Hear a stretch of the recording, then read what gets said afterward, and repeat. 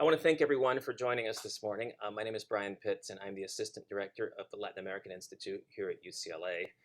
We're still waiting on one of our panelists to join us. We're going to give her a couple more minutes to appear, but if not, we'll go ahead and get started with our first panelist while we wait for Petra Costa to arrive. So just bear with us here for 2-3 minutes, and we will get the event started very shortly.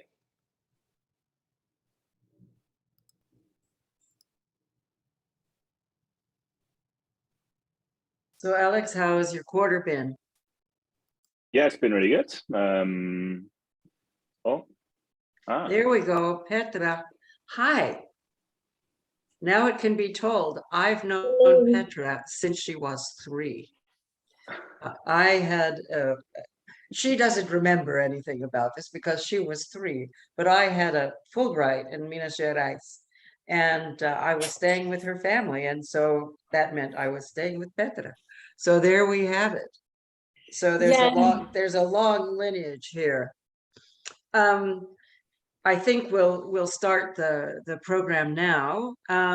We know people are still coming in, but this is our last pop-up for the moment of the Brazil Center, and this is the title is Art and the Art of Not Being Censored. As many of you know, the Bolsonaro regime has been very difficult in its response to art and resistance, the arts of resistance, and the arts of criticism. So what we are seeing is sort of a efflorescence of both artistic resistance and repression simultaneously. For those of you who don't know who our panelists are, and Alex, I'm going to let you introduce yourself because I only did the panelists. Petra Costa, whom, as I say, I have known her most of her life, is a prize-winning director. If you go and look at her filmography, what you'll find is several films, all of which have racked up numerous awards. She's considered one in 2019, one of the 10 documentary filmmakers to watch. Her film On the Edge of Democracy, about the dynamics of the impeachment of Dilma Rousseff, and in many ways the institutional takeover of the Brazil Congress by the right-wing agro-industrial elites and the extractive elites, represents one of the most important filmic documents that we have about the change in the politics in Brazil. As a person who studies the Amazon, one of the things that we have noted is no sooner did Mr. Bolsonaro come in than many authoritarian actions took place. But the other thing is that a dynamic of, how do we say, deinstitutionalization and deregulation of deforestation occurred, which produced and is producing even now massive deforestation, perhaps pushing Amazonia to the tipping point. So this transformation is not merely a question of politics, but in many ways a question of planetary survival. So this is an extremely important document and documentary that we have.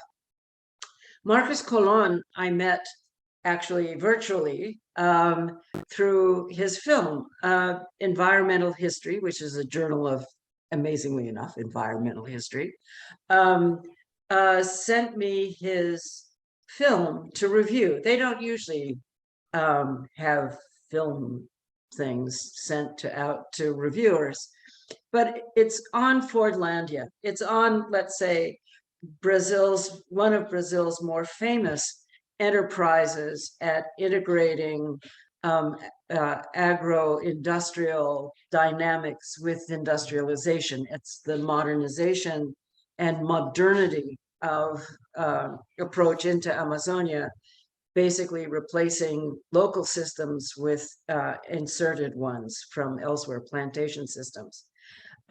This was a very complicated and not successful dynamic. It was a kind of utopian enterprise of putting a Christian village and a rubber plantation within near Santarém in the Brazilian Amazon. Marcos has a PhD from the University of Wisconsin, Madison in cultural studies. For those of you who are not Amazonians, you might not know about perhaps the best cultural blog on Amazonia called Amazonia Latitude. It's incredibly good. I read it religiously. It comes on your little phone, like so many things. And it is on Amazonian topics, but what it really does is it breaks open the, how shall we say, the cultural void that Amazonia seems to have in the larger sphere of the world. And what Marcos has done with Amazonia Latitude, and I urge you to subscribe, is that he's made the culture of Amazonia visible, not just in the, what we might say, the sort of often what is the cliched indigenous view, but the important political politics, the artistic movements, the anti-slavery movements, the environmental social movements, the social movements more generally. In essence, he's opened up Amazonia to his unusual and thorough cultural lens. So so I urge you all to watch Fordlandia. It's amazing, and also there's extraordinarily interesting earlier cuts and films of Fordlandia as it was being implemented, which is, the whole thing is kind of horrifying. And then the other thing is that he now has a film called Stepping Softly on the Earth that's just coming up. The film is going to be, we'll put it on the chat so you can download it and look at it. It will be opening the Environmental Week in Brazil, which he can give you the exact dates because I don't know. Alex, would you just introduce yourself quickly? Hi, everyone. My name is Alex Umberti Flynn. I'm an assistant professor in the Department of World Arts and Cultures Dance here at UCLA. And I'm also a member of the Brazilian Studies Center, of course. I'm an anthropologist. I work as an anthropologist and as a curator. And really my practice kind of explores the intersection of ethnographic and curatorial modes of inquiry. I've been working with social movements, artists, activists in Brazil since 2007. I did my PhD with the landless workers movement, the Movimento Sem Terra. From 2007 to 2009, I did that fieldwork in Brazil. And then more latterly, I've been working mainly in Sao Paulo. So since 2014, I've been looking at kind of the prefigurative potential of art in community contexts. And that's been with a lot of different actors in Sao Paulo, but principally Dulcinea Catadora, the Catanera publisher, and also the 9 de Julho, the housing occupation and cultural center in downtown Sao Paulo. Yeah, I moved to Sao Paulo for that work in 2014, and my first night in Sao Paulo was in a bakery accompanying the results of the election in 2014, which I think we're going to speak a lot more about today.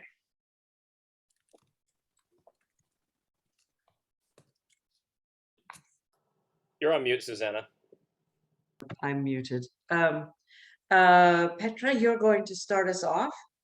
So you can give us a sort of rundown on the dynamics that we're facing. And it looks like where you are is cold. Here, we're in Los Angeles in Florida. We're just comfortable as clams. I don't know what to say. Yes, it's very, very chilly today. But Susanna, you're kind of a hero in my family. My mother always said you should go to academic to have an academic career like Susanna Hecht. She said very little. Well, I think you made a good career choice myself. Well, what should I start saying? A bit of what led me to make The Edge of Democracy? Mm-hmm. Okay. Well, I had made before more personal films, kind of investigating how the personal is political. through the themes of suicide and gender relationships and reproductive rights. And I thought that democracy in Brazil was a given, a right that had been guaranteed through the struggle of my parents' generation until 2015, when it started to become clear that that we were entering a democratic crisis with the candidate that had lost the election in 2014, Aécio Neves from the PSDB, not accepting the result of the election and contesting it, and participating in protests from the second day, like from the first day of Dilma's second government, asking for her impeachment, which then started to take more and more strength with Car Wash Operation, which was this investigation into money laundering through the Petrobras oil company and the governments with the construction companies. And that started to involve all the politicians and generated a huge public distrust in politics, and was the serpent egg of what we call now Bolsonarismo, no? The support of Bolsonaro. And what the first protest that I went to film was in March of 2016. That is in the beginning of the film, The Edge of Democracy. And in that protest, that serpent egg was very clear, because what I saw was many people dressed in the colors of the Brazilian flag, some asking for the return of the military. It was the first time I ever saw that. I grew up with the end of the military dictatorship, and I had never seen people in the streets asking for the return of the military dictatorship that had killed and tortured hundreds and thousands of people. And it was a shock. It was a shock for me, because it had all the elements of like a fascist demonstration. And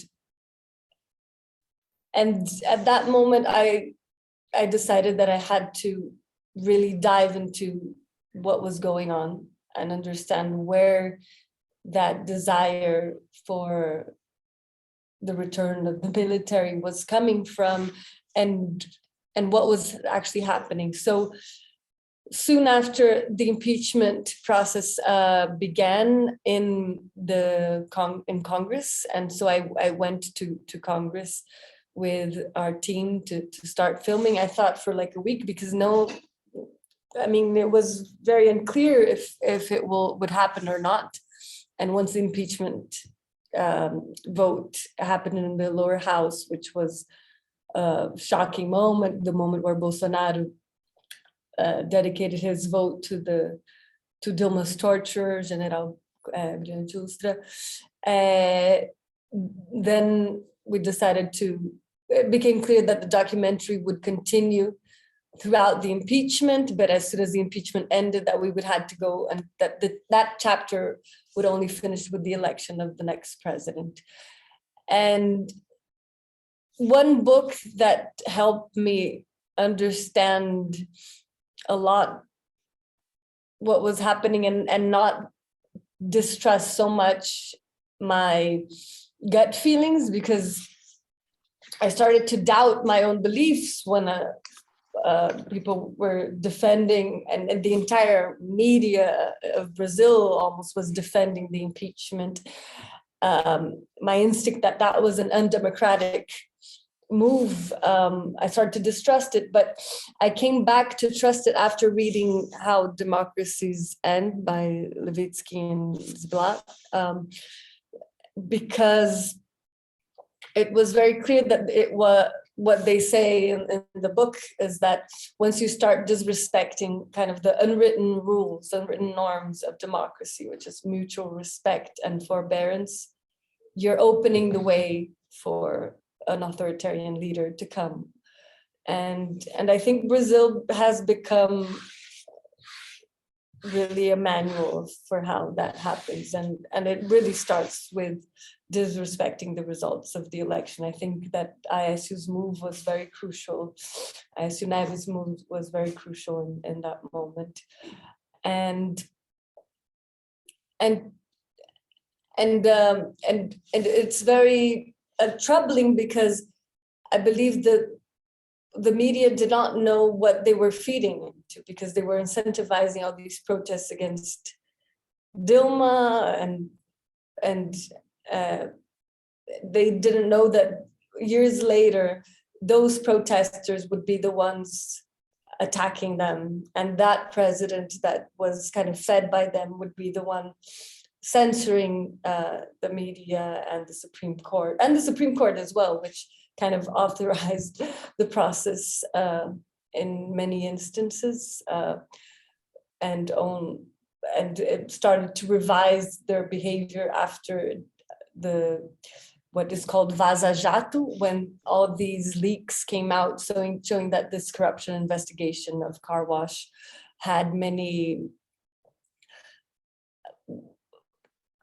was disrespecting the rule of law, basically, and with that disrespect of the rule of law, you're left with there's a woman who speaks in the film, which I think synthesizes everything. She's a cleaner of the palace, of the presidential palace, and after the impeachment has finished and they're emptying the palace for the vice president to occupy, she says, well, I don't know, I'm not necessarily in favor of her, but the way she was kicked out just makes me not believe in democracy anymore. And became kind of the general sentiment, which then allows for someone like Bolsonaro, who presents himself as an outsider, who will metralhar a petralhada aqui do Acre, is something he said in his campaign, that he was going to kill all the PT supporters from Acre with holding a tripod as if it were a machine gun, allowed for that kind of discourse to become the discourse that occupies the presidency today, and that allowed for, not only allowed, but gave all the instruments for more than 600,000 people to die with the COVID pandemic. And so it's tragic, but for me, it's even more tragic because I clearly saw all the steps of it being planted and being supported by the Brazilian status quo, which now a part of it seems revolted by Bolsonaro, even though they planted all the seeds for him to be in power. Thank you really very much. Do you want to say a few words on the artists' response? Because there's been many manifestos and petitions and so on as the repression sort of increased. Yes, there have been, and many manifestos. For the situation, Bolsonaro has been attacking all the artistic community in several ways. He has named evangelical pastor to be the president of the National Film Agency, and said that and yes, the artistic community has revolted, but it feels helpless, right? It feels like it's just like sending letters to the ocean, like that will just sink. The hope is that in the election, well, first that we will have fair elections, and that the results of the elections will be respected. And my wish is that there could be an international mobilization around that sooner rather than later, because right now the military, together with Bolsonaro, are planting all the steps for a possible coup, and no one knows if that coup will happen or not. But as you said in your presentation, Susanna, it's a planetary, it should be a planetary preoccupation, because if we have one more government of Bolsonaro, the Amazon will no longer resist, and neither will the planet. Yeah. Let's switch now to Marco. Thank you very much. And thank you for also this magnificent description of the dynamics of this change, because I think some of our listeners and later our other viewers will not know this history. So Marcos, do you want to start in here?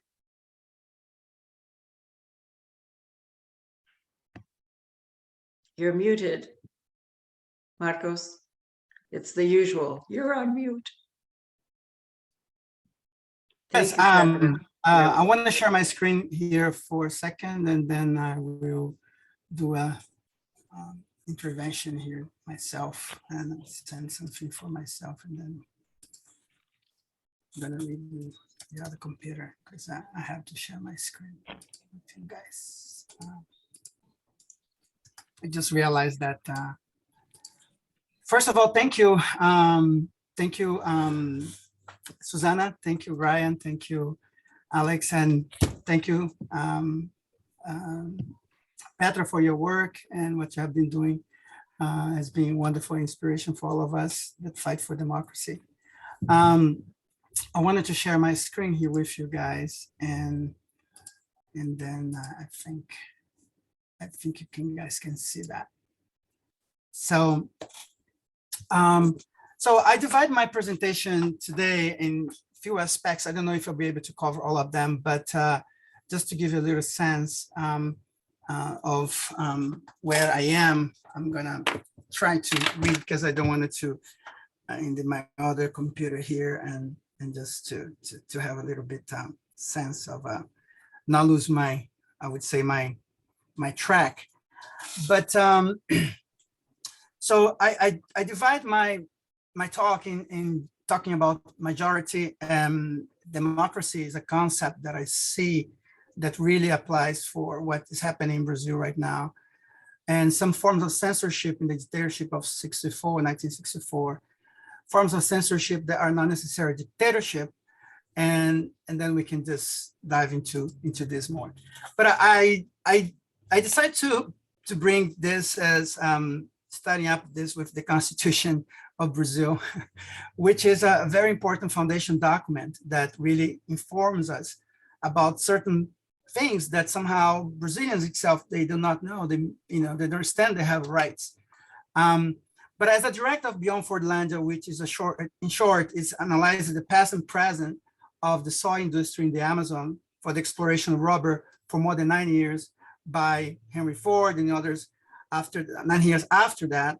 So I would like to invite you, first of all, to travel with me in the rivers of the Amazon on the waves of a vehicle that has arrived in Brazil in 1922 and was presented by the Brazilian people during the celebration of the centenary of the country of independence, which is this year. Due to this, its continental dimension, it's still a considerable vehicle that is a national used as national to integrate the country. And I'm talking here about radio.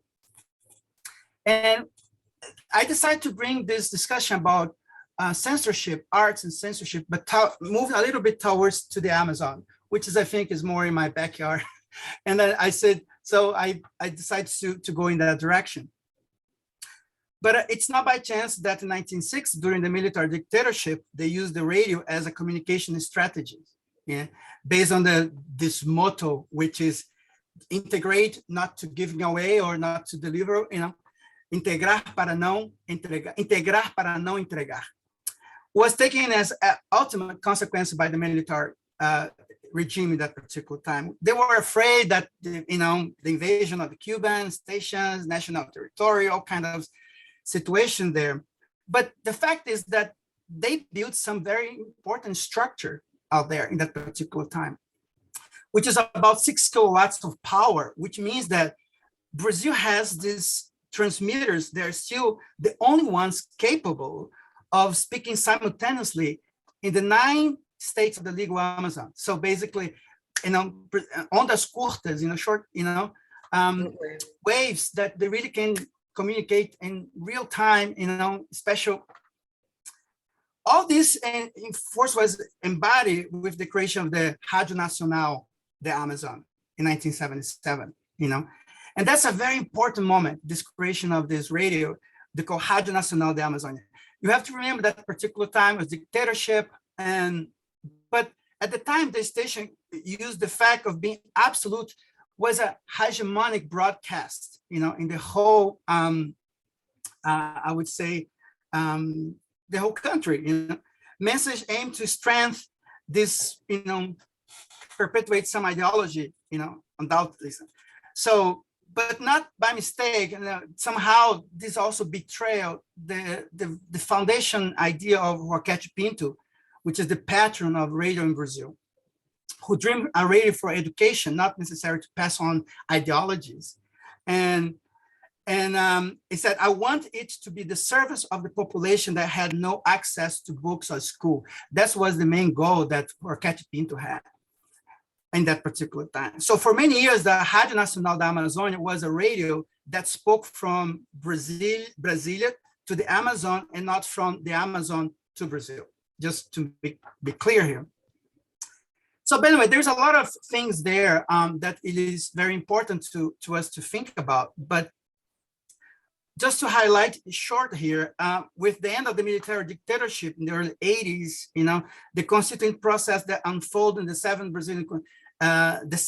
Brazilian Constitution in 1988 prioritized public communication like no other. So what this means is, and the Article 220 of the Brazilian, Constitution, they said like this: the manifestation of thought, the creation, expression, and the information in any form, process of medium shall not be subject to any restriction with due regards to the previous provisions of this Constitution.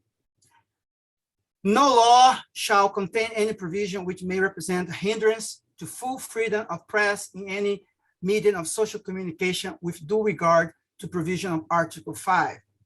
And I would like to express my solidarity here in this moment to a dear friend, Rubens Valente, which is a journalist, which I admire, respect. He's a journalist for more than 32 years. He has been ferociously, being censored in Brazil right now.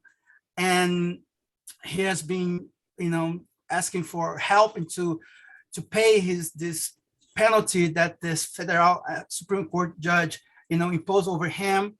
And I wanted to express my solidarity to him in this event and make this event people aware that right now, in the moment that we're talking, we have we are experience some things like that. And my totality solidarity to my dear friend, Rubens Valente. But that's the Constitution in Brazil that really gives us that all censorship of political ideology or artistic nature is forbidden. And this is a very important thing. So we have a law that says to us very clear, that any and all censorship of political, ideological, and artistic nature is forbidden. So, and the next one is the Article 223. It's about the executive power has the authority to grant a renewed concession, permission, authorization to radio broadcast and sound image broadcast service with the regard of the principle of the complementary roles of private, public, and state system. So with that, I wanted to shift gear a little bit here, because it was in Lula government in October 2007, that the EBC, which is the Brazilian public broadcast, was established, created, was born. So, but currently this broadcast has been totally disfigured from its role as a citizen instrument or public service, it has been completely instrumentalized and censored by the Bolsonaro government. And in modern times, radio, partially occupies this particular role, especially in Brazil, especially we're going to talk about the Amazon in itself, which I'm going to talk about in a moment. So, and why it's important for us to talk about when you talk about censorship in Brazil. It's important because when you talk about majority democracy, this concept that I mentioned in the beginning, it's talk about censorship. It's a very important point in the days that we are living in. And it always worries me because I think Brazilians don't understand the metamorphoses and dynamics in play at this particular moment. It is important to highlight that it makes no sense to reaffirm the hatred here, that Bolsonaro government expressed. We already know that, he has, hates any kind of models of life, worlds view that different of his and from his. So, but what I wanted to talk about here is that it's important to be clear that there is a project, and of a liberal authoritarian government. And although we have to remember that officially we are not in a dictatorship per se. So what is about then? What is the point here? So I want to give you some donuts, not the whole, because Jair Bolsonaro has already verbalized that idea. So the concept that he's used, this government, his project, what is the concept is this idea of majority democracy. So the concept he has been verbalized, was developed by Viktor Orban. You probably know Viktor Orban. He's this dictator that has been in place in Hungary. And in the concept of majority democracy, what's in the essence of that is that, in fact, it's a paradox, it's a nonsense, in the sense that it's the inversion of the traditional concept in one that weaponized the extreme right in the world. So, for example, freedom of expression is the basic principle to make circle ideas, arts, and, it's inseparable of the modern Western democracies. Every democracy has its own freedom of expression. But the extreme right is talking about when they are talking about freedom, the extreme rights are talking when they are talking about, this particular, freedom. So this idea of majority democracy is, for instance, if you won the election for 51%, so you have the majority. 51% implies that you have, let's say, 50 votes, 50 plus one, let's say that way. And that means that you have the right to do everything. The other 49%, you don't have no, I would say, consideration for what they think, what the rights are, and so forth, so on. So, and that's pretty much what is the concept Bolsonaro is trying to use, because what happened is, in this concept of Viktor Orban and that Bolsonaro endorsed, and if you won the election, that means the majority of the population necessarily vote for your project. So if this so, the minorities must adapt or disappear. So the minorities doesn't exist in that particular, account. So majority democracy is actually the opposite of a democracy. So in that particular case, when you use the term democracy, you put like the adjective majority, you are actually get rid of the noun and you modify, and from that point, this political practice, it's taking a different turn. So in Brazil, this particular, for instance, when Arthur Lira, which is the leader of the chamber in Brazil, he has unconstitutional has laws, practices that really subvert and approve, laws that really allows legal mining in the Amazon, for instance. He actually denied the rights for these minorities, indigenous communities, people to really fight for, their rights. But if you think about, for instance, in the case of the minorities in the Amazon, the situation is even more complicated, because when we don't consider the indigenous, isn't ever minority. So we were just in this project, in this government project Bolsonaro has been encapsulated.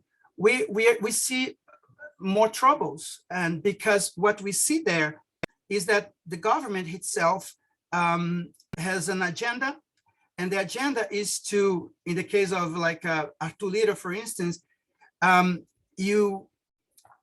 government has the right, for instance, to, Bolsonaro was elected, but he cannot do anything that he wants to, because he has, an opposition.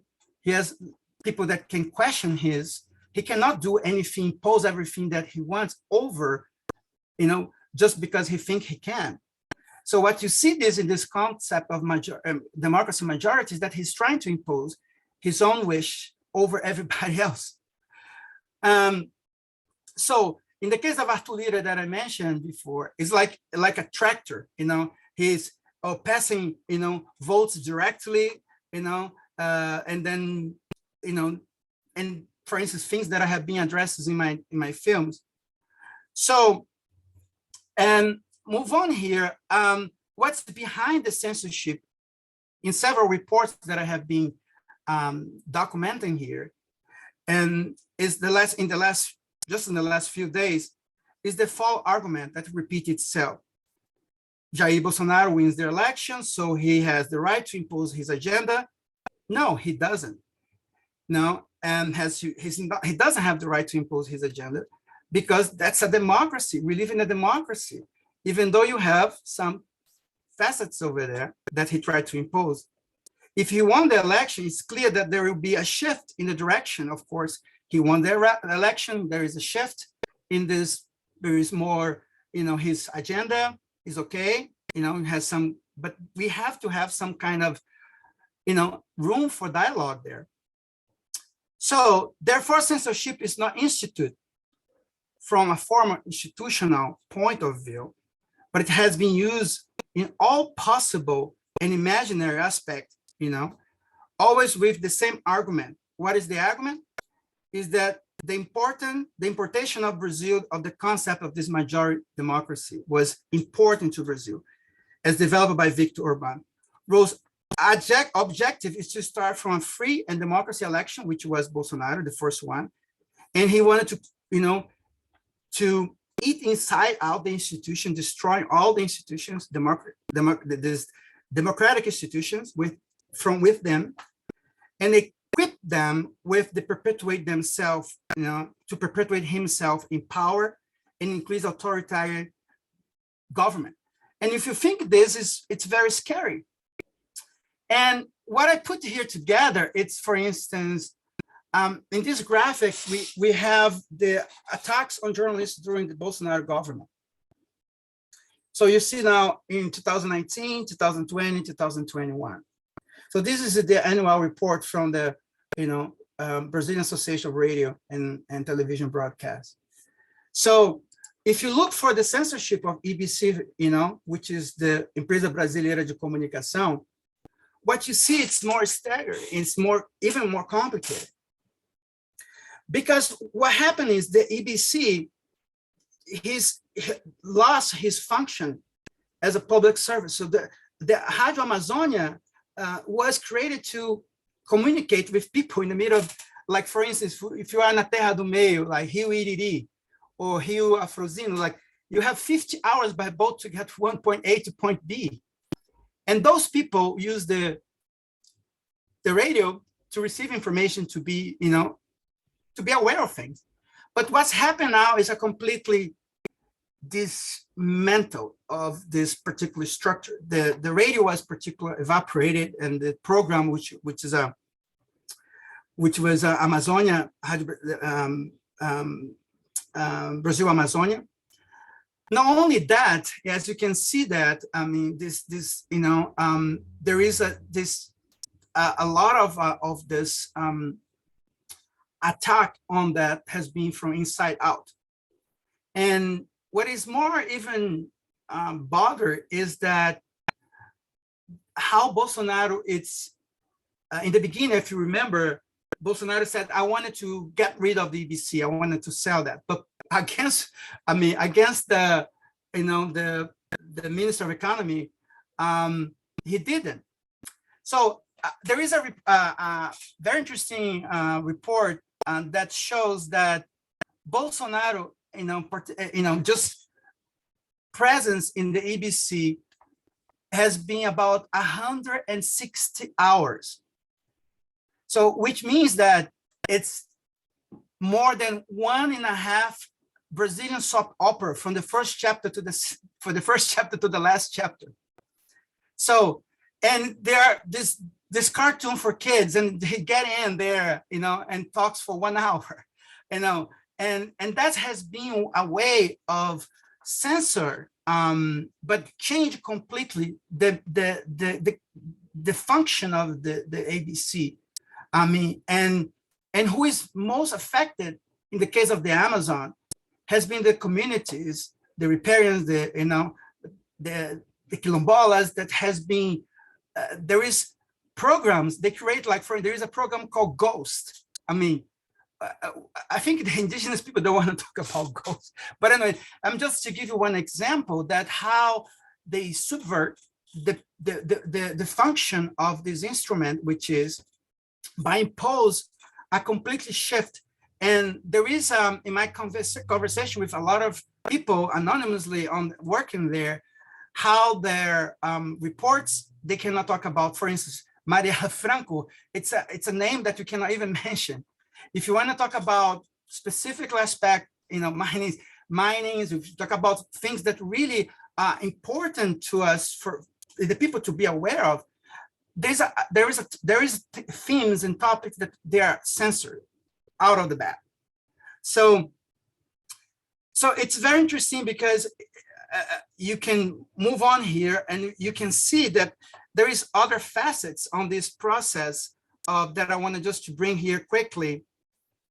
Is that, for instance, we have this this particular, I would say, idea that we might have about censorship. There is this distinction between moral and political, censorship. And in the case of Brazil, there is certain things that are considered, oh, this is, political censor and censorship, but there is also because of moral codes, but this is something that has more strong roots back even before Bolsonaro got in power. I don't know if you guys saw just recently, I'm gonna skip here, was this particular picture here, when the police destroyed memorial made for the victims of the biggest, massacre in Brazil, was when the police actually put the caveirão, to remove this memorial, and if this is not a censorship itself, what is it?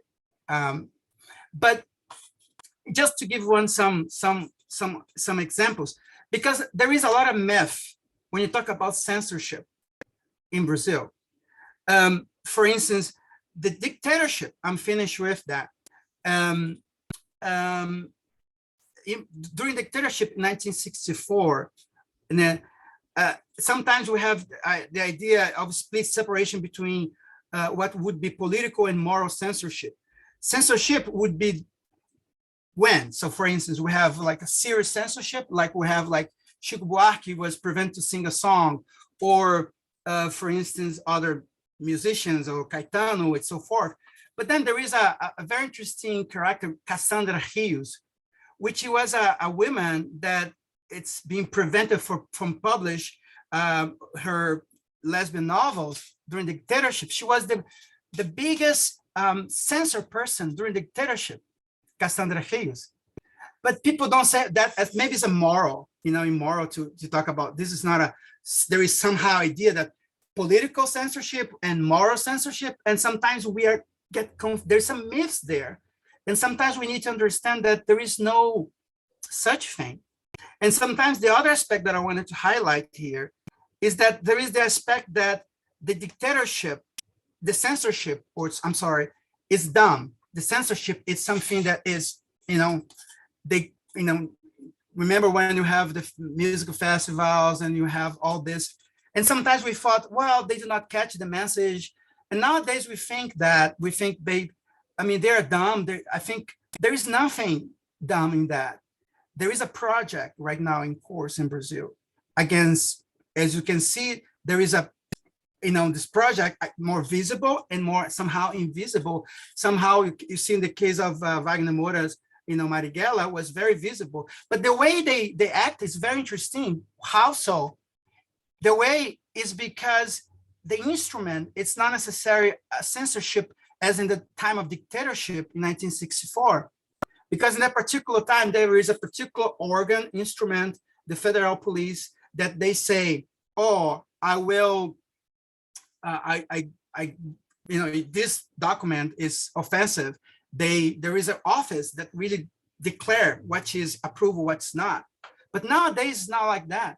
They continue to, create this smoke screen, that really, Wagner Moura, he didn't provide the recipe of the cough of the cameraman, and they keep pushing. And those process has been redefined the way the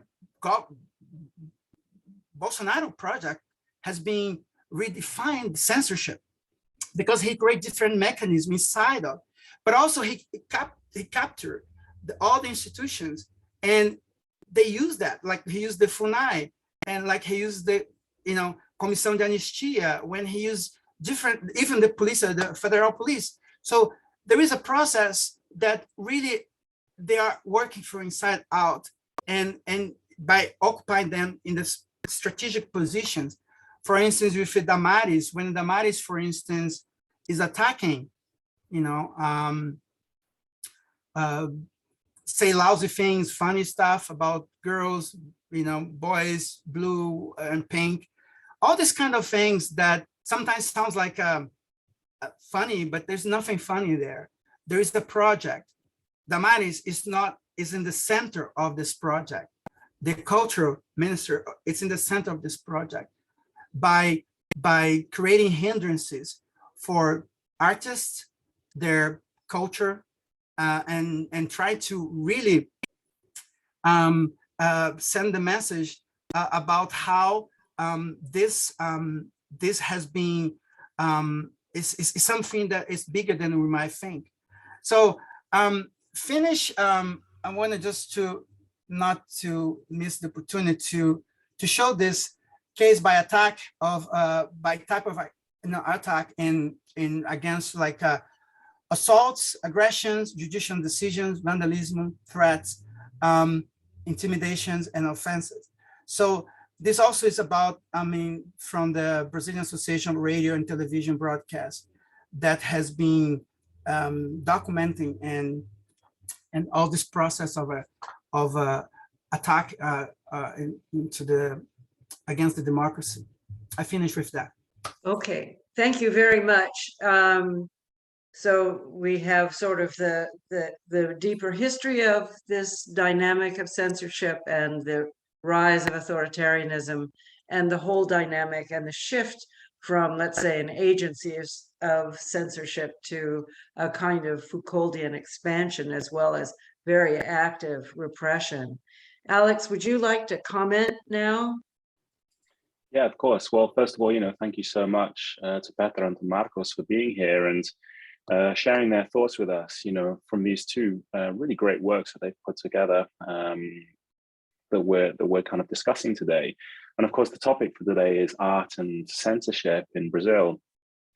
I think that, kind of rewatching both of these films, in the last days, a lot of kind of questions like came to my mind. And I think that there was something particularly that I found really interesting in Democracia em Bentigem, the Edge of Democracy, which was these scenes of the esplanade in front of the Congress. And for those of you who aren't so familiar with the whole kind of impeachment process that happened in Brazil and the golpe, as that's what I personally refer to it as, the coup, the constitutional coup that removed the democratically elected president from office. under extremely spurious, almost laughable circumstances. When protests were occurring in the esplanade in front of the Brazilian Congress in Brasilia, there's an esplanade with a large green space in front of that building, which was designed as part of the architectural concept, Niemeyer's architectural concept for Brasilia, to allow the Brazilian public to kind of take part in politics. And what's really interesting about Petra's film is the way that she shows the preparations for this key day when protesters who are asking for impeachment and protesters who are defending the president from impeachment will face off directly in this esplanade. And here you see for the first time, I think, in this film, the visual representation, because those who are asking for impeachment are wearing yellow and green because they have appropriated the national colors of Brazil. And those who are defending the president are wearing red, the color associated with the Brazilian Labour Party, of whom the president, Dilma Rousseff, is associated. So we see this very visual kind of take. And we see in the morning with this fantastic footage of the construction workers who are actually people who you can see from their t-shirts, they're kind of just people who are working for events firms, right, for kind of festivals and parties and so on. They're kind of erecting this barricade down the middle of the esplanade to keep the two sides, of this really very visually kind of resonant image of polarization. And we see this kind of absolute divide. But then, and then obviously the protesters come in and there's this kind of, very much this facing off. And you see the same face off kind of mirrored in the actual Congress itself between the deputies who are kind of, supporting or insisting on backing the president. So why do I bring this point up? I think it's really important because throughout both Marcos's film and Petra's film, actually what we see is both of them as directors, they have this kind of incredible access to not just one side of the debate, but to both sides. There's a moment where Petra is kind of speaking to Aécio Neves, and Aécio refers to Petra by her first name and says, "Oh, you're doing a documentary? Okay, well, let's set it up next month or whatever." And Petra says in the film that this interview never occurred. And we see this kind of the ability for the filmmaker and the artist to really kind of cross between these divides. And this really kind of, you can also see this in Marcos's film where he's interviewing a latifundario, like a landowner who, if I'm not mistaken from his accent, is probably from Rio Grande do Sul, who's come up, through like Rio Grande do Sul, Santa Catarina, Paraná, Mato Grosso, into the Amazon to plant soya. And Marcos kind of, in another interview, he revealed actually that this soy planter was actually, taken to court, and he actually died a couple of years after Beyond Fortandi was released. But what's interesting is Marcos has this access to this person, has managed to interview this person, and receives this very kind of direct, statement from this farmer when he says, I'm planting soya because soya is guaranteed money, right? And there's absolutely no reason for me not to do this. In fact, Marcos, you will remind me exactly what he says, but he says something along the lines of, tem que ser feito. It has to be done. Deve ser feito. It must be done. So it's this kind of, he absolutely embodies this relentless march of progress, right? This idea of a linear trajectory whereby, for Brazil to become modern and great, we must maximize all available land and destroy everything else in the process. So, I bring this up because you both had access, incredible access across the divide, on these issues. And that access across the divide allows us, the audience, to really gain a much greater appreciation, I think, of the issues that here are at stake. Now, in Petra's film, there's this one particular line of dialogue, which I found really fascinating, which was, se Jesus viesse até o Brasil, teria que fazer aliança com Judas, right? This idea that if Jesus were to come to Brazil, he would actually have to make an alliance with Judas, right? Because this is the way that Brazil works, right? This is the context in which the citation is put forward. And I think that it allows us to really understand this particular citation, the kind of the polarized world that exists in Brazil, but also the obligations and the strategies and the kinds of alliances that people are obliged to make from within that set of relations. And I think tying back again to Marcos's film here, this is something very interesting when he's making a comparison between the plantation of rubber and the plantation of soja. The idea that soja kills relations, doesn't just kill the kind of the economic, doesn't just kind of flatten the biological diversity of the biome in Amazonia, but it also flattens social relations as well. It renders all relations utterly mercantile and capitalistic and so on. So this is kind of the world in which this is occurring, this idea of, you know, Jesus having to actually broker a deal with Judas. And I think for Petra, this is kind of perhaps in relation to Lula and his deal with Temer, you know, or the PSDB, like when he comes into power in 2012. And some of the accommodations that are necessary in this kind of extremely complex political situation. So for me, what's really interesting and what I'd like to kind of perhaps, you know, ask both of our, you know, speakers about today is this idea of art being able to walk between these two different worlds. And the idea that the artist in this sense has this ability to really kind of to transcend, not transcend, because I think that, you know, for all of us, our kind of feeling about, it's not about some kind of, you know, distance neutrality, very much on the contrary. But even with this kind of positionality that we are, you know, that we're sure about, that we position ourselves in solidarity with the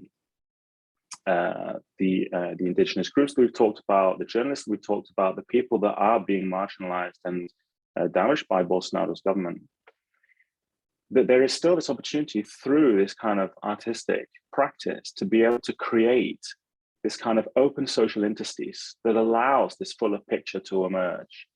And I think that that's something really, really interesting to think about. Perhaps this is something that, you know, I would be fascinated to hear you both speak more about. Petra, perhaps if you could, you know, go first. So Petra, why don't you respond to Alex? And also there is there's a question on the chat to you about basically saying democracy on the edge can be watched now with a regained sense of hope with the presidential elections approaching. And or do you think that democracy on the edge can be watched now with a regained sense of hope with the elections coming approaching, with the candidacy of Lula, who has about 46% of the voting, the voting polling? So why don't you answer these questions? I know you're going to have to leave soon. Yes, I will. Unfortunately, I will answer these questions and I will have to leave because I'm editing another film upstairs.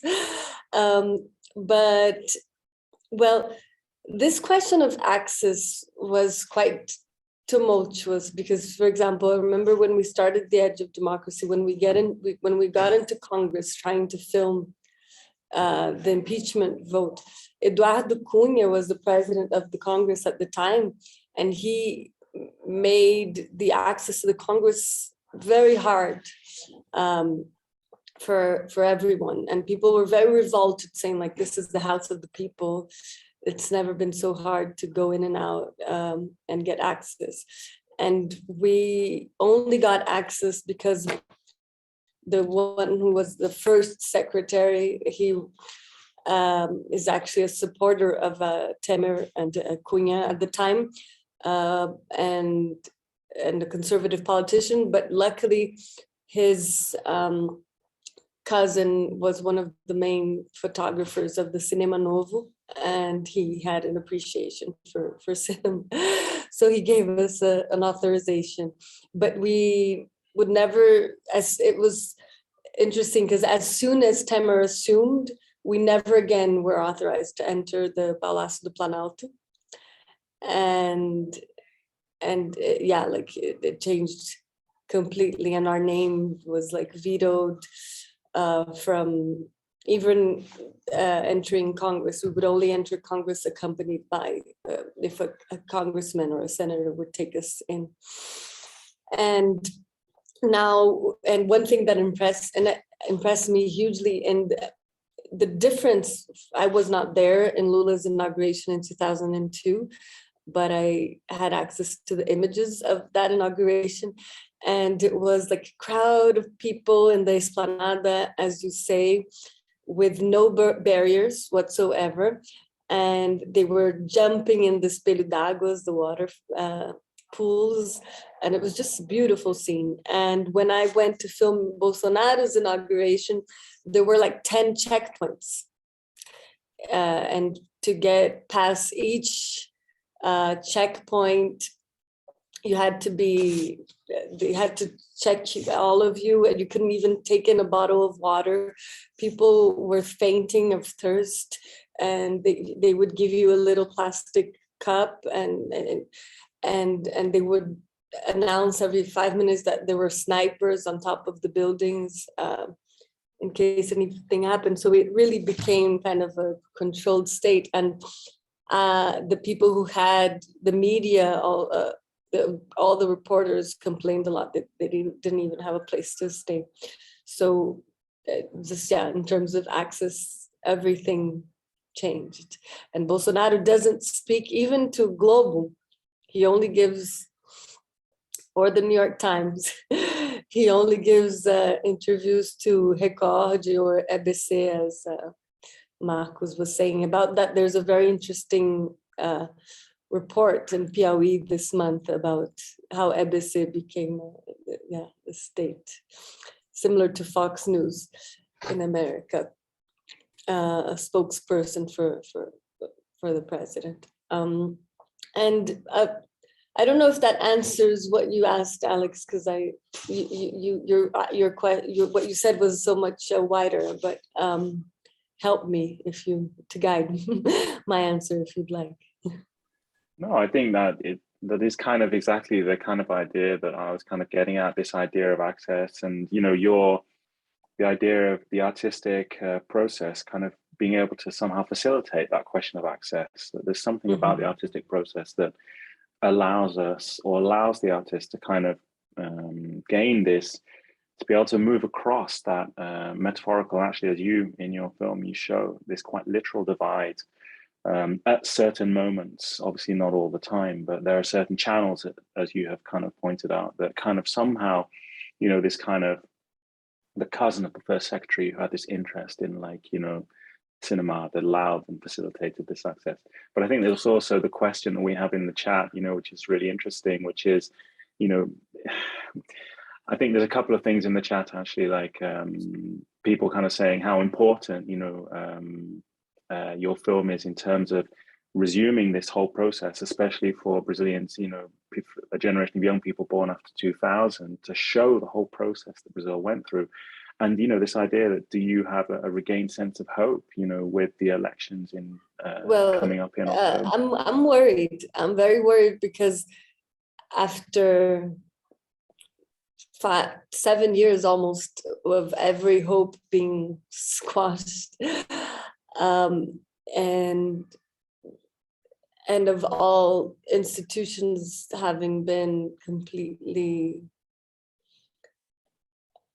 mute in the democratic disrespects that happened, it's hard to have a certainty that the democratic process will be respected. And with the history of Brazil, of coup after coup after coup. So it's part of me is hopeful, yes, when I see the results, but I don't know how their machine of fake news is going to operate. I don't know how their WhatsApp or Telegram direct messages, Twitter, Facebook, I don't know how they're going to manipulate social media and the army to their own interests. And I just wanted to say one thing before I finish, because I know many of you are researching Brazil, and there's one phenomenon that I think is really worth looking at in detail, is how certain a certain vocabulary was introduced in Congress that was not there before. Like, I don't remember people speaking about gender questions, like sex transformations, like they say in the impeachment vote a lot. Venezuela, Cuba, associating Dilma and Lula to communism, and it's an entire vocabulary of polarization, of creating this image that PT is a communist party that wants to change the sex of your children. That I think was already quite present in the United States before. And a documentary I saw, for example, on the Koch brothers, showed how they had financed workshops throughout America, introducing that kind of vocabulary and equating Obama and Hillary to communism. And so it makes me wonder how suddenly you have all like so many congressmen that are in the right or in the center right that start. And if you, I wish someone one day would analyze, because the transcripts of Congress, because they're all transcribed, these conversations, to try to map when these words start to appear, and if they could be associated with any kind of international investment. It's a question I ask myself, but which I was never able to go deeper into. Mm-hmm. And that on one hand, on the other, these groups like MBL and Vem Pra Rua that were instrumental in Dilma's impeachment, that were huge proponents of this type of polarized vocabulary. And there's already kind of some research that shows that they have financing from the Koch brothers specifically, but it's something that I think is really worth investigating deeper. Absolutely, I couldn't agree more. And for example, Cambridge Analytica's rumored involvement in the WhatsApp direct messaging throughout the whole 2018 election, this is something which I think there's a lot more research needs to be done on, and a lot more to come out. And I think your point about vocabulary is also really interesting, because that also accompanies a visual vocabulary as well, which you show so well in your film through your repeated use of magazine covers, right? You show magazine covers over and over again, and it creates this kind of quite chronological, you can see the kind of the implementation of a visual vocabulary to quite literally to demonize and to associate the PT, as you say, with these really outlandish kind of connotations. Yes, and even with everything that has happened in Bolsonaro's government and the more than 600,000 people that died thanks to his horrible management of the COVID, there have been no magazine covers that look as even a little bit, put him in even a little bit of a bad position. Yeah. Except for Piauí.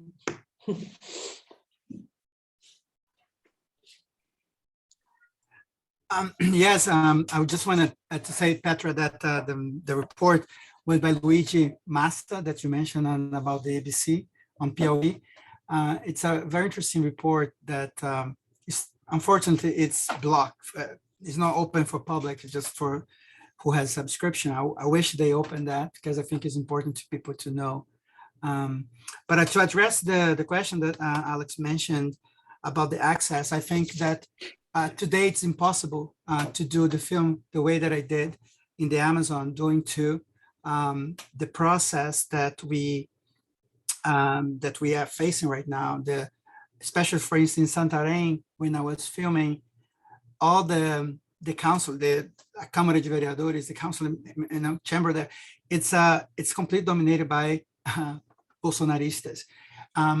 You cannot film with the freedom that I did in the time that.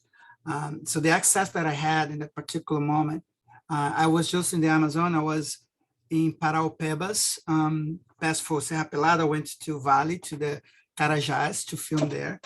And I mean, was very spooky moment that we had. We tried to put a drone and try to have a shot. There is this truck that was following us, and then we had to lift everything and just move quick as much as possible. And the threat is real, and you can see it throughout the whole area over there.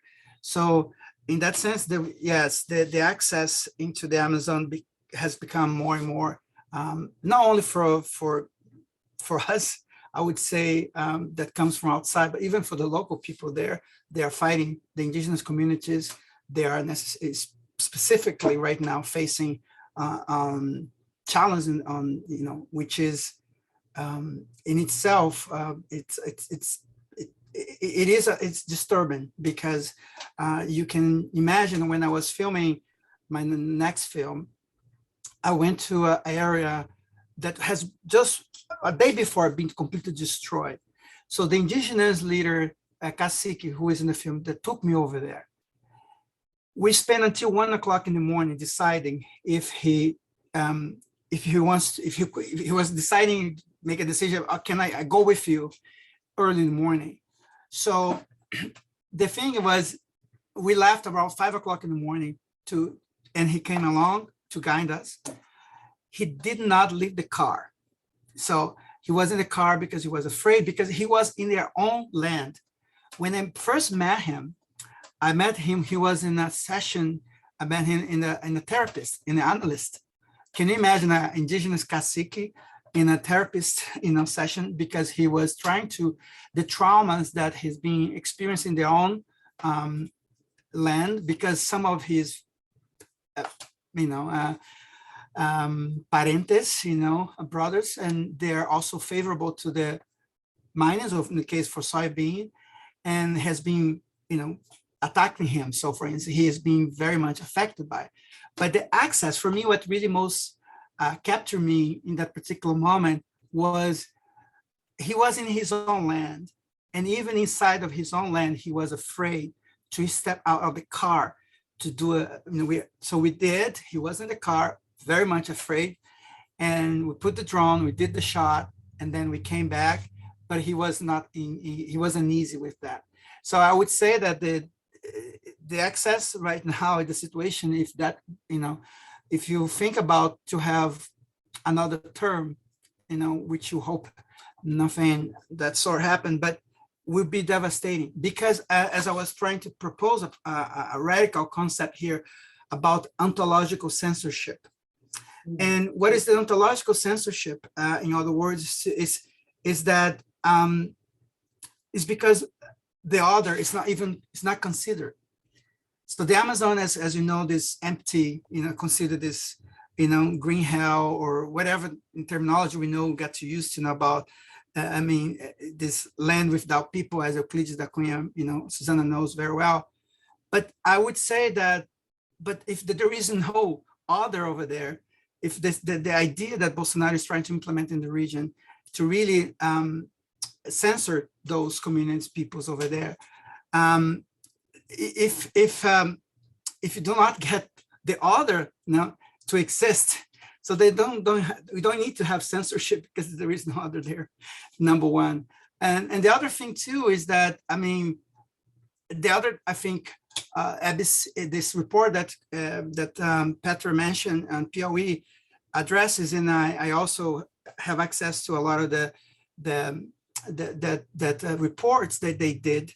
The employees of there has been documenting this. But the other thing interesting that I noticed is that Bolsonaro has a censorship by it's interesting, by the excessive occupation of space. You know what I mean? He's really create this smoke, screen of problems and situations, and that really deviate the people's attention for what really matters. But he actually is occupying the space. And I think the censorship took place through another process in that particular case, which is the excessive occupation of in the case of the media, in the case of ABC, and the other, instrument that the government has in their control.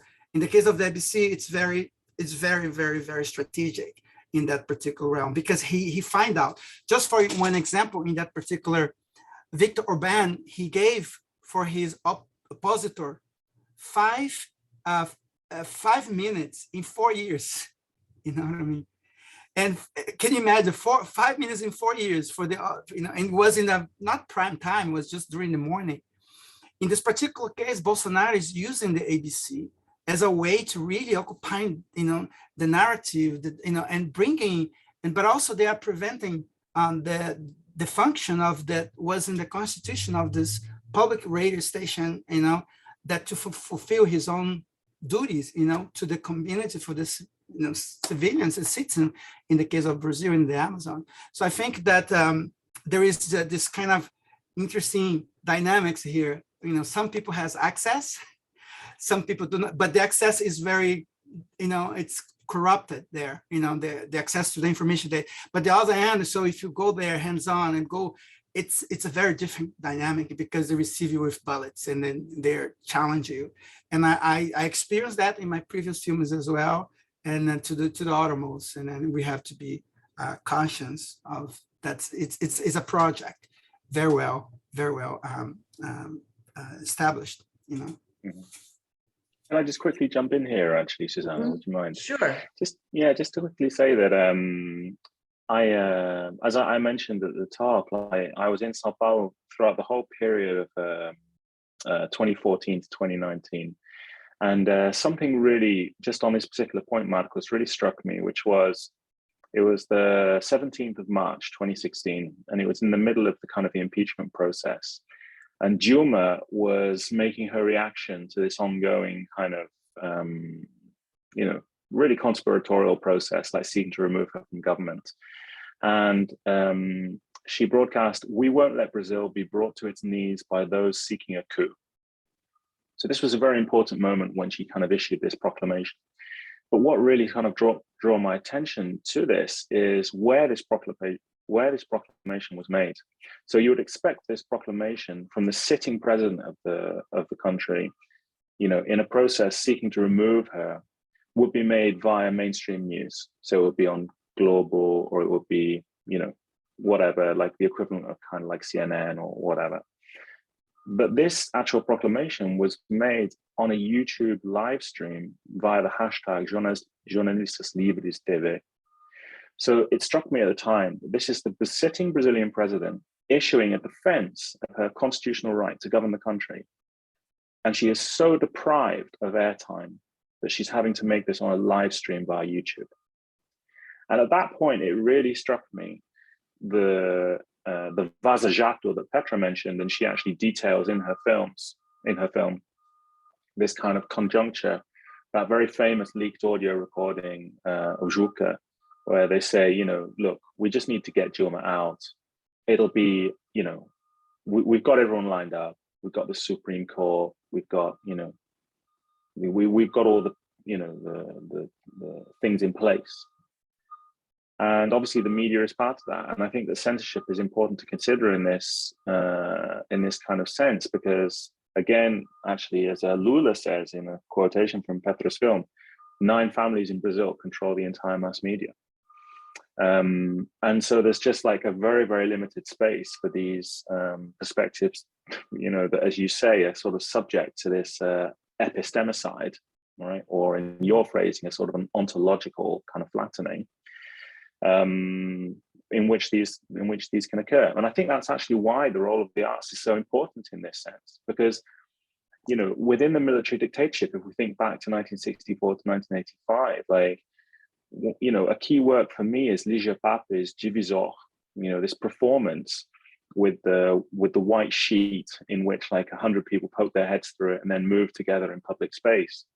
And this is something that was in direct contravention of a military government decree at the time to prevent large groups of people congregating in public space. But through the performance of an artwork, Ligia Pape could make that possible. And I think that this is first performed in Rio in 1968. And I think that, we look to the arts in this sense, to filmmakers like yourself, Petra, but also to, for example, the hugely burgeoning indigenous art scene in Brazil that has exploded in the last 5 years. We look to the sadly passed, Jair Bel, who was to represent Brazil in the Venice Biennale this year. The first time that an indigenous artist would have represented Brazil. We look to artists like Denilson Baniwa, to Dayara Tucano, to these artists who of different kind of ethnicities across Brazil, representing indigenous peoples, putting forward this different ontology of which you speak, right? And asserting its autonomy and asserting its ability to circulate, and not just to gain visibility, but to gain presence. And I think this is something really interesting to think about. Obviously, as Petra said, it's referring back to the question, it's difficult to be so optimistic about the upcoming elections, although things are looking good, because there's just been such a history of a conjuncture of the transference of power not being done in an asymmetrical parallelation. And yet, within kind of the space of artistic practice, I see that there are these possibilities to, whether it's to move between these highly polarized spheres, whether it's to put forward different ways of bodies being in a public space, whether it's to put forward different ontological positions through artwork which exists in important museums and institutions that are still standing in Brazil. I think it's important to also to reinforce that a lot of the institutions which have been so under attack by Bolsonaro, and of course the Ministry of Culture was just entirely abolished, all of that, and yet important institutions in Brazil are still standing, and there's a lot of people within those institutions that have conducted a sort of a long form of resistance, which is perhaps less spectacular than the taking of the streets that we saw from 2014 to 2018, which I think after 2018, people were so exhausted by 4 years of going to the streets every 3 days but that doesn't mean that that resistance has ceased to exist. For me, looking both from inside and outside, I see somehow a sort of transmutation of that resistance, and that resistance taking a form in a different way. And so for me, I have a degree of hope, I would say, for these upcoming elections. But, I would be fascinated to hear more from you, Marcos, about how you feel about that. I just want to say one thing, though. There was, of course, the immolation of the Museu Nacional in 2018, which in many ways obliterated a lot of the earlier history. I kind of liken it to the Lisbon earthquake, where all the colonial documents were destroyed, and these from the Portuguese settlement of Amazonia. But the Museu Nacional, when that went up in flames, basically took a great deal of the natural history and written history about Amazonia and about Brazil and immolated it. So it's sort of ironic, at the moment that Amazonia was starting to really go up in smoke, so too was the National Museum.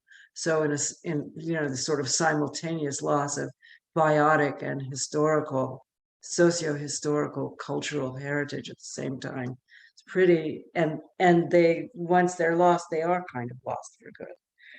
So in a certain sense, the issue, there are really big holes in the questions of Brazilian history that will not be very easy to recuperate.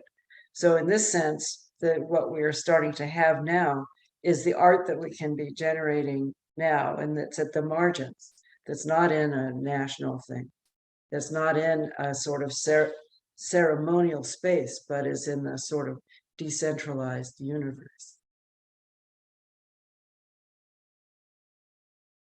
So I agree, Suzanne. I agree with that, and I think the art from the margin is the one that brings, I would say, refreshly, but also I think we calibrate our sight as well to make, and I think that there is a lot of expressions of that in the Amazon today and at this moment that we are speaking. When I was trying to finish my film, this next one, there is a moment that we with my dear friend Bruno Malheiros, and we were discussing about how you should, this end should be hope, end of hope, or end of just, bring this whole situation. And one thing that occurred to me is that throughout this process that the Amazonian people has been fighting for hundreds of years, and try to be to overcome the fate of destruction. One thing that sometimes we don't think about is that what make them really overcome those is the way they have some joy. They have to find a way to escape that tragedy and so forth. And I think that their joy is something that really captured me throughout this process. That really it's a driving force that really brings them out of their only tragedies and situations in a daily basis that they're facing there. I do think, Alex, that I have some skepticism. I have hopes, but I feel that there is a moment that it's a moment that we all need to be alert, in the sense that the peril is there. The enemy is in the back door, and it's just a moment that we have to join forces right now, because what is in stake here is the democracy in itself, as you mentioned. And I think, as you mentioned, the indigenous arts and itself, this I was about to mention Jair Bolsonaro, because he commits suicide, but the way I see it is that why he killed himself, you know what I mean? And I'm speculating here, I don't have but I mean, it's almost like he was murdered, you know what I mean? Because the whole oppression that you have over the region, over its people, especially when you go for Roraima right now, what's happening with the Yanomamis, for instance, it's oblique, and it's very cause you to think. But I do think that this particular moment, the indigenous has been always on the front line on these battles, and I would say they guide us, because somehow when I was just recently in COP26 in Glasgow, for the first time I saw over there more than 40 ethnic groups in indigenous represented there. For the first time, we have Black people community there and now represented in COP26. For the first time, we have some initiatives that has been, of course, gaining more traction since then. We have now new young leaders like Teshai Surui that has been emerged. You have Alessandra Moduruku, you have, Célia Chacabia. So you have so many, Juma, Shipaya, which, there is a group of young leaders, women specifically, that has been not only bring their voices to the surface, but also they bring somehow, along with that, a glimpse of hope. And I think that's my hope comes from them. And also I think the in general terms here of what is we should expect for the election itself, I think we need to unite forces, because I think it's going to be a big battle to the last moment.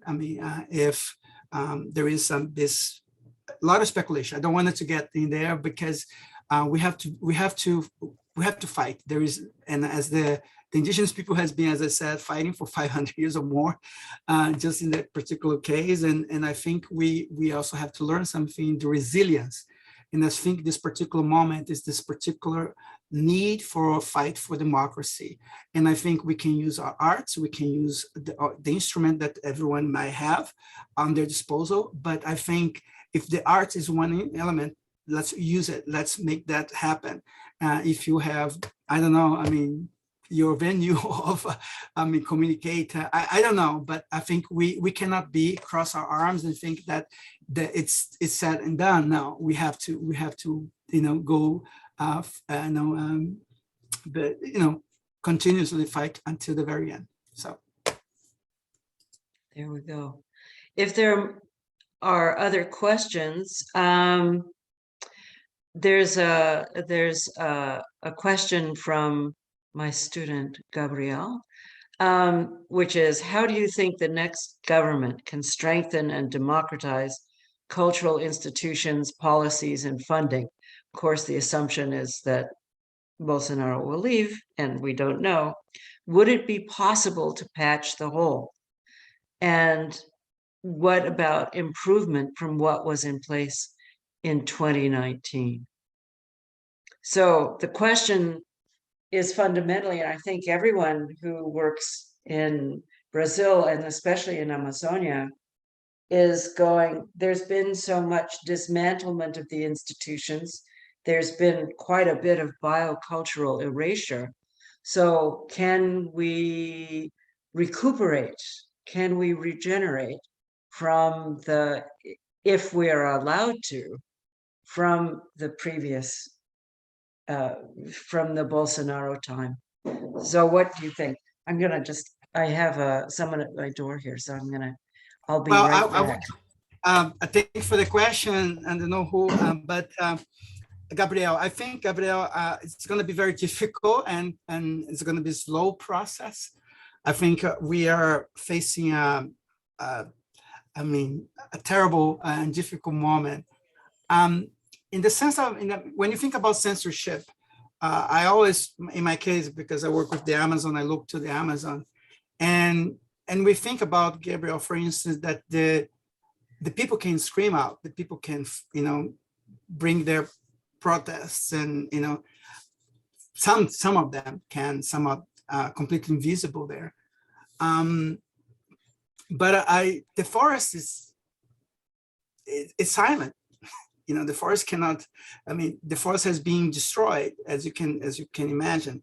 If you talk about destruction in the sense that environmental destruction, I'm referring here more specifically, for us to, we have achieved levels of deforestation, the highest, the biggest level of, numbers of deforestation in the last 10 years, never seen before in the region.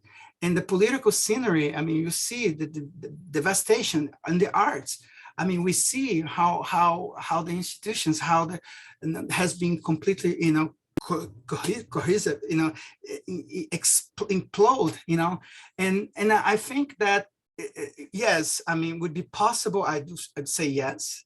I believe that's possible to patch those rules, but it will take some time. And also we need the process of being, as Brazilian, I am Brazilian, my mom's from Brazil, my dad is from here. But I would say to you that as a Brazilian person, I would say that will demand a cooperation, in a cooperation for the whole society. And we are extremely, I go to Brazil, I was in Brazil editing the film back in March, I was for a month there. And it's difficult, even for the basic, and standpoint, to see how complicated is the fabric of the society. And I think it's more than win the election, that we are fighting for that. I think there is a process of really not only recuperate, paved I would say paved the way to another country that we really wish will demand like we demand more than we might think.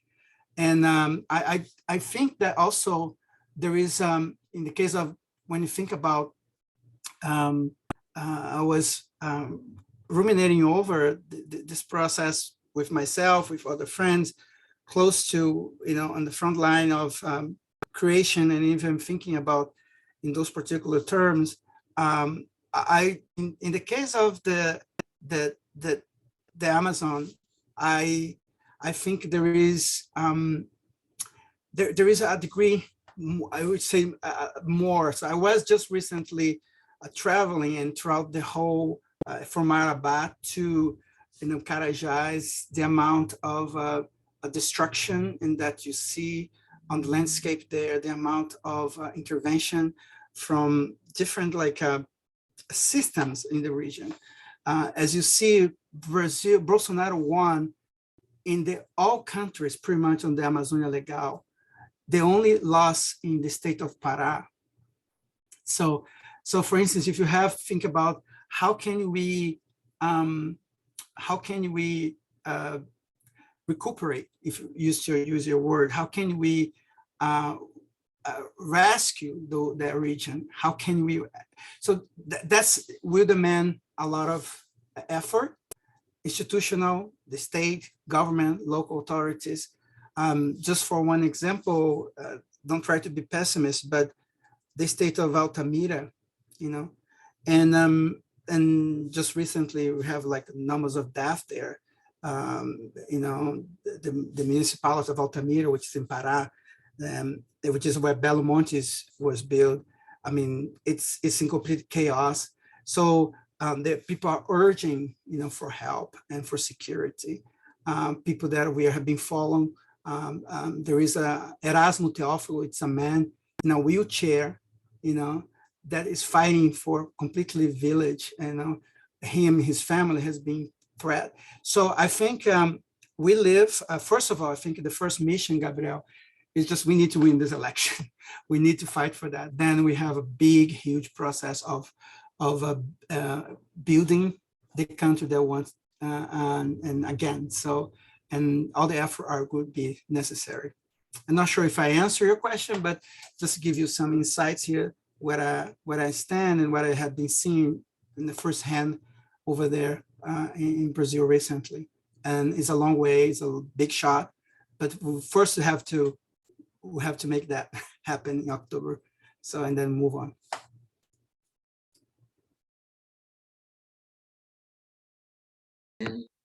If there, I'm now unmuted. If there aren't any more questions, I think we'll end it there. Thank you very much to Petra, who had to leave at 5, more or less, and to Marcos, who's been bringing us news from the front line, and also to Alex, who's been our interlocutor as well. Oh, wait, and then there's Cristal, who gave one of her questions was answered. And let's see, my question, well, the question for Petra, congratulations. Do you think that democracy and the edge, we already went over that. So we did see, Cristal, we did see your questions. The other question you posed was the funding mechanisms and support that helped grow Brazil's film industry since the 1990s is becoming more and more difficult to attain. What kinds of alternatives are available? Private production companies, international co-production. What kind of resources are filmmakers tapping into today? My knowledge is very limited on that because I'm based here, Cristal. All my films, I get grants here, but recently I have been turning to the fund in Brazil. But the process is complicated and very difficult, I would say that, especially in a particular moment where the government has specifically, you know, people in those positions of power, and that has been censored and creating all kind of hindrances to get some grants, especially local people. I'm talking about local Brazilians and filmmakers and producers and companies that have been based there. So what I have been talking just recently, I was talking to a particular friend. His name is Jorge Bodansky. He has been working films for 50 years in the Amazon. Just to give you a little bit glimpse of, he's a very well-known and renowned film director in Brazil. And he's about to finish his film, which is Minamata in the Amazon, Minamata New Amazon, that's the title of the film. And Jorge actually is facing right now trouble to finish the film because, first of all, the company is the government who's supposed to give the money for them to finalize.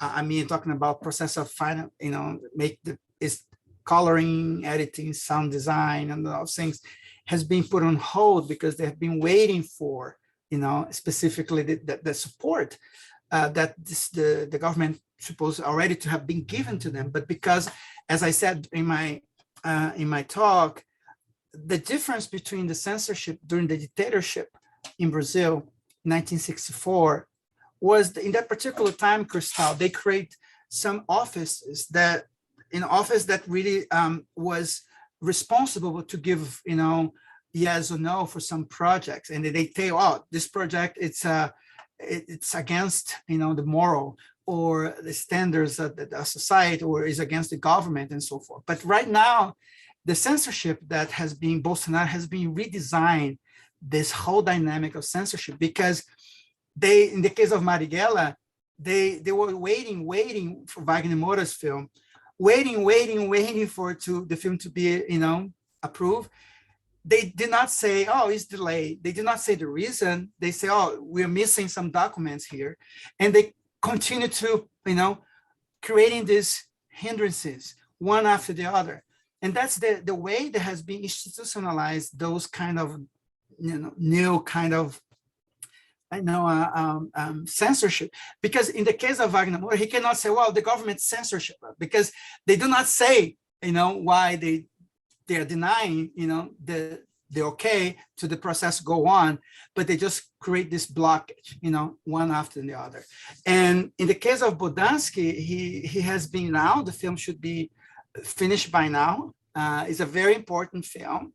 I think is, if you know George Bodansky, his most important, one of the most important films is Iracema from 1974, which is a film that that addresses specifically, this process of deforestation, destruction in the region. So long story short, that he is one example that I know firsthand. They're facing right now difficulties because the Ancini has been refusing to give him. And then he's trying to find nonprofit, different companies that provide support. And that's what he's trying, and many others trying to do, because if you rely on the government, will be very difficult to continue to produce, to create art in the country.